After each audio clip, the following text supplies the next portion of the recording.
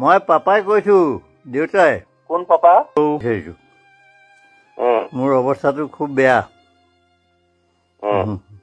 মই এতিয়া বিচনাতে পৰি আছো মই দিওঁতে কেনেকে ডাঙৰ দীঘল কৰি ইমান মৰমত ডাঙৰ দীঘল কিয় তেওঁলোকে তেনেকুৱা কৰিলে মাক যিমান বেয়া নহওক লাগিলে কি ক'ব সেই পুত্ৰ বুজি কি ক'ম আৰু তেনেকুৱা পুত্ৰ পৃথিৱীত নোহোৱাতকৈ নোহোৱাই ভাল থাম্বনেইলটো আপোনালোকে দেখা পাইছে আৰম্ভণি ভিডিঅ'কণ আপোনালোকে দেখা পালে সম্পূৰ্ণ ভিডিঅ'টো যদি আপোনালোকে চাই কেনেকুৱা এটা মৰ্মান্তিক কেনেকুৱা এটা দুখ লগা হৃদয়খন ফালি যোৱা এটা দৃশ্য যিজন নিজৰ পুতেকো মৰিব লগা দেউতাকৰ আশা পূৰণ নকৰিলে এতিয়া স্থানীয় লোকসকলে যিবিলাক কথা এই পুত্ৰজনৰ বিষয়ে কৈছে যদি আপোনালোকে এই ভিডিঅ'টো চাই আপোনালোকৰ হৃদয়খন মানে কি কম আৰু ফালি ছিঙি যাব আপোনালোকেও কান্দি উঠিব স্থানীয় লোকসকলে যি দাবী কৰিছে এইজন পুত্ৰৰ বিষয়ে ল'ৰা ছোৱালী জন্ম দিয়ে এনেকুৱা ল'ৰা ছোৱালী মই দেখা নাই দেই আমিও ইমান বহুত আমি শুশ্ৰূষা কৰিছোঁ আমাৰ শহুৰ শাহুক হগা মোটা ধুৱাই মেলি আমি ইমান প্ৰতিপাল কৰি মাৰিলোঁ এতিয়া শুনি মানে বহুত দুখ লাগিছে আমি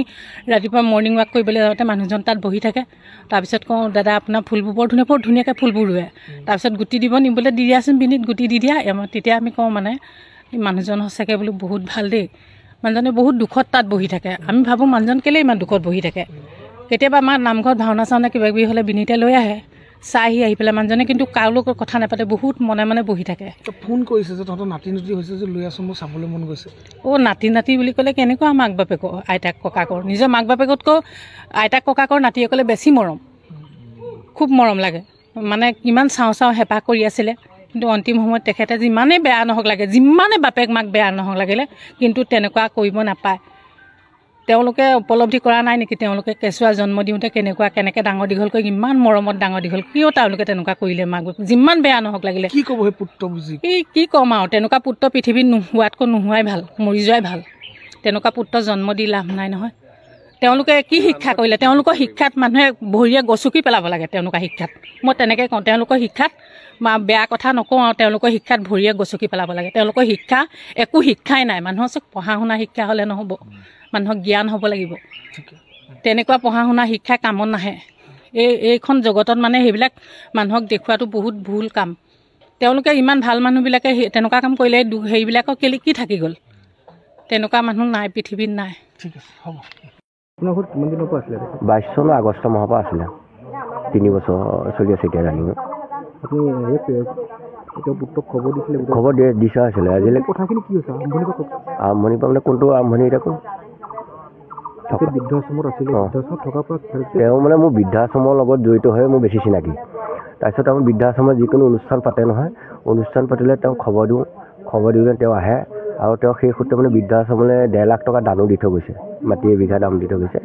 সেই সূত্ৰে আৰু আমাৰ প্ৰতি আৰু প্ৰতিষ্ঠাতাৰ কাৰণে মোৰ লগত সম্পৰ্কটো বেছি ৰাখে তাৰপিছত আহি পেলাই আহে যিকোনো অনুষ্ঠান পাতিলে খবৰ দিওঁ তেওঁ আহে আমাৰ ঘৰুৱা কিবা এটা অনুষ্ঠান পাতিলেও তেওঁ আহে সেইটো কাৰণে তাৰ পৰা বেছি বাঢ়ি গ'ল আৰু মানে আমাৰ সম্পৰ্কটো তাৰপিছত আমাৰ ঘৰ এটা আছিলে বোলে আপুনি হেৰি কৰিব যদি তাতো থাকিবলৈ সেই কেতিয়াবা আমাৰ আশ্ৰমৰ লগত জড়িত হৈ আছে মোৰ ঘৰটো এনেই আছে ঘৰতে থাকিব ময়ো থাকিম দুইটা আৰু আশ্ৰমলৈ ওচমো হ'ব সেই অনুপাতে মানে তেওঁ সেই মোৰ ঘৰটোতে থাকিবলৈ ল'লে আৰু ঘৰটো আপোনাৰ ঘৰত কিমান দিনৰ পৰা আছিলে 22 চনৰ আগষ্ট মাহৰ পৰা আছে তেখেতে পুত্ৰৰ লগত যোগাযোগ মানে লাষ্টত কৰিছিলে আৰু তাৰ কল লেকত এতিয়া অলৰেডি আছে কি বুলি ক'লে সুধিছে ক'ত আছে সুধিছিলে এতিয়া সেই তাৰপিছত এড্ৰেছটো দিয়াৰ পিছত তাৰপিছতে কোনো যোগাযোগ নাই তেখেতৰ শৰীৰটো দান দিছে বুলি কয় হয় ইলুৱা বিজ্ঞান মঞ্চৰ যোগেদিয়ে যোৰহাট মেডিকেল কলেজত দান দি থৈ গৈছে শেষকৃত্য ক'ত সম্পন্ন শেষকৃত্য মানে দেহ দান দিলে শেষকৃত্য তাতে ইলুৱা বিজ্ঞান মঞ্চৰ মতে তাতে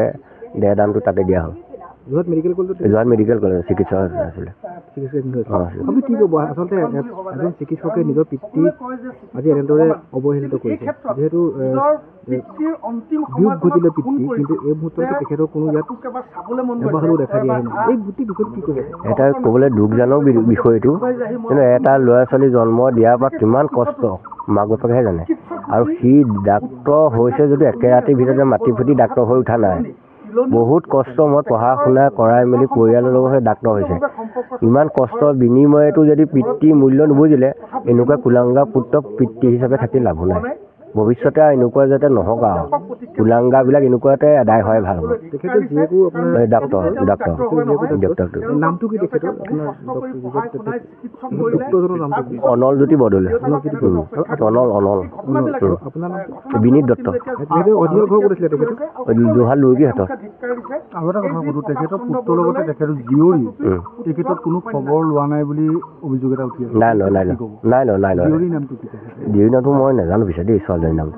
এতিয়া পৰৱৰ্তী কামখিনি আপুনি আমিয়ে কৰিম। দেউতাকেও কোনো ধৰণৰ মানে জীয়েকৰ কথা নাই নকয়। এনেই ডক্টৰ বুলি কয় আৰু জীয়েকৰ লগৰ কথা ইমান হেৰি নাপাতে। সেই পিতেকৰ লগত সেই সময়ত লাষ্টত মাতিছে আৰু উলিয়াই দিয়া ছোৱালী মানে কোনো গুৰুত্ব নাইকিয়া নিচিনাই হয়তো। তথাপিও মানে দেউতাকে অহা হ'লে ভাল পালেহেঁতেন, এতিয়া নাহিলে কি মনতে গুচি গ'ল আৰু মনৰ আশা মনলৈ গুচি গ'ল। ফোন কলটো কিমান দিনৰ আগত কৰিছিলে? সেই কলটো 3 মাহমান হ'ল। 3 মাহ আপোনাৰ লগত যোগাযোগ কৰিছে নেকি? নাই কোনোৱে নাই কৰা যোগাযোগ কৰা। মই এড্ৰেছ দি থোৱা আছে তেওঁৰ লগত, দেউতাকে দিছে এড্ৰেছ, মই ইয়াতে থাকোঁ, কিবা কিবি হ'লে খবৰ ল'ব। নাই আজিলৈকে যোগাযোগ নাই। চিকিৎসালয়ত ভৰ্তি হৈ থকা সময়ত আপুনি ফোন কৰিছিলে আমাৰ ঘৰৰ ভাইটিয়ে কৈছিলে আৰু তেওঁলোকৰ ভতিজাকেও কৈছিলে। কি ৰিজাল্ট দিলে তেখেতে? একো নাই। সুধিলে কোন ডাক্তৰে ব্যৱহাৰকে চোৱা চিতা কৰিছে, ক'ত আছে, তাৰপিছত আৰু সেইদে কৰি পেলাই তাৰপিছত কোনো হেৰি নাই আৰু খা খবৰ নাই। এতিয়া সকলো নীতি নিয়মখিনি আমি ইয়াতে কৰিম অহাৰ পেলাই। ডক্টৰ হৈ পেলাই নিজৰ পিতৃৰ হেৰিও ঘটিছে, মৃত্যু হৈছে, কিন্তু তেখেতক খবৰ নাই। কি ক'ব গোটেই কথাটো? কি ক'ম, দুখ লাগিছে মানে, কাৰণ আমিতো সাধাৰণ মানুহ। যদি এজন মানে মানৱ সেৱা কৰা এজন চিকিৎসকে যদি তেওঁলোকক পানো কি মানৱ সেৱা মানে মানুহে মানে ভাবিব, গতিকে আমি সাধাৰণ মানুহখিনিয়ে মানে আমি তেওঁক মানে শুশ্ৰূষা কৰিছোঁ। আৰু তেওঁলোকক ইমানখিনি কষ্ট কৰি মাক দেউতাকে ইমানখিনি ত্যাগ স্বীকাৰ কৰি চিকিৎসা কৰিলে তেওঁলোক 2টা ল'ৰা ছোৱালী। তেওঁলোকে যেতিয়া শেষ মুহূৰ্তত যেতিয়া দেউতাকক বিচাৰি নাহিলে আৰু কেনেকুৱা অমানুহ হ'ব লাগিব আৰু সেইটোৱে আৰু মই তাতকৈ ক'বলগীয়া একো নাথাকে।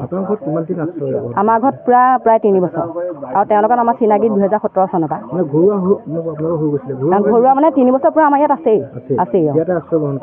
এইখন ঘৰত নহয়, আমাৰ ৰাস্তা কাষত এখন ঘৰ আছে, তাত আছিলে। তাৰমানে ইয়াত আমাৰ সুবিধা, আমাৰ যৌথ ফেমিলি ন, গতিকে তেওঁৰ সৈতে আমাৰ মেম্বাৰ 9 জন, গতিকে আমাৰ দিগদাৰ হয়। গতিকে ইয়াত খোৱা বোৱা কৰে, তাতো তেওঁ বনোৱা শুনা কৰে, আৰু মানে তেনেকৈ তাতে থকা মেলা সদস্য হৈ গৈছিলে।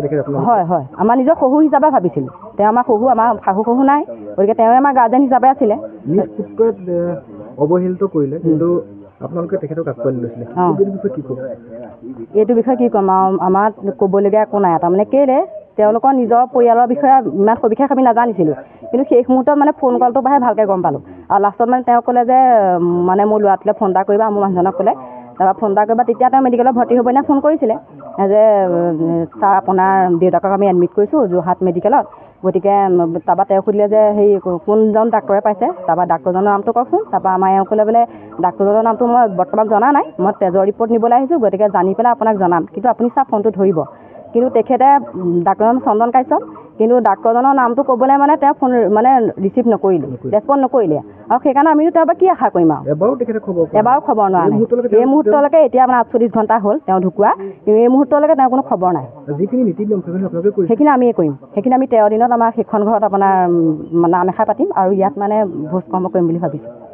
সেইটোৱে। মই পাপাই কৈছোঁ। দেউতাই কোন পাপা?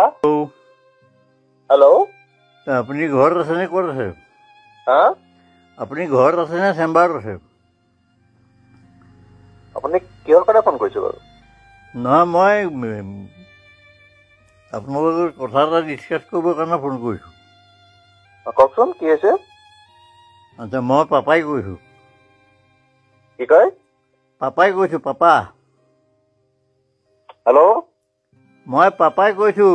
দেউতাই কোন পাপা?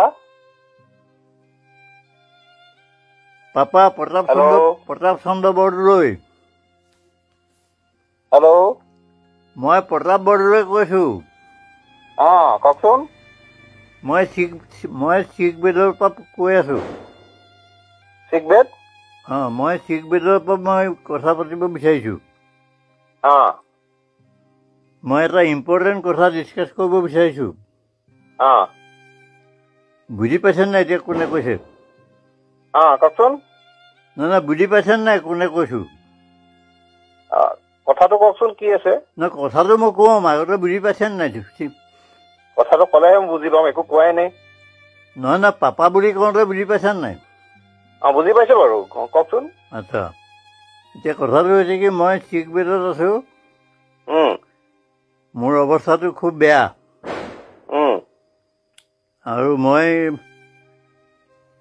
মানে লাষ্টত মই কেইটামান ইম্পৰ্টেণ্ট কথা ডিছকাছ কৰিব বিচাৰিছোঁ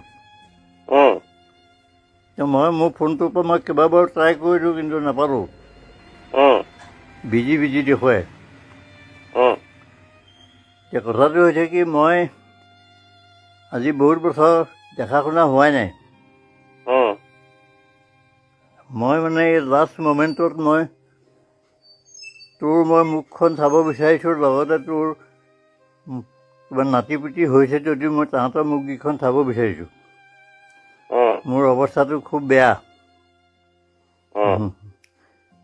মই এতিয়া বিচনাতে পৰি আছোঁ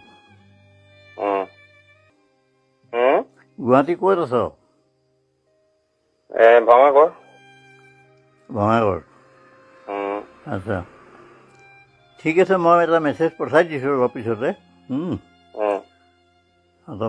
মই অকণমান কিবা এটা দৰৱ খাব সময় হৈছে মই দৰৱটো খাই লওঁ দৰৱটো খোৱাৰ পিছত মেছেজটো লিখি পেলাই মই হোৱাটছএপত পঠাই দিম ঠিক আছে হ'ব ঠিক আছে বাকী ৰেছপন্সটোৰ ওপৰত কথা তই কি দিয় পজিটিভ দিয় নে নিগেটিভ দিয় সেইটোৰ ওপৰত কথা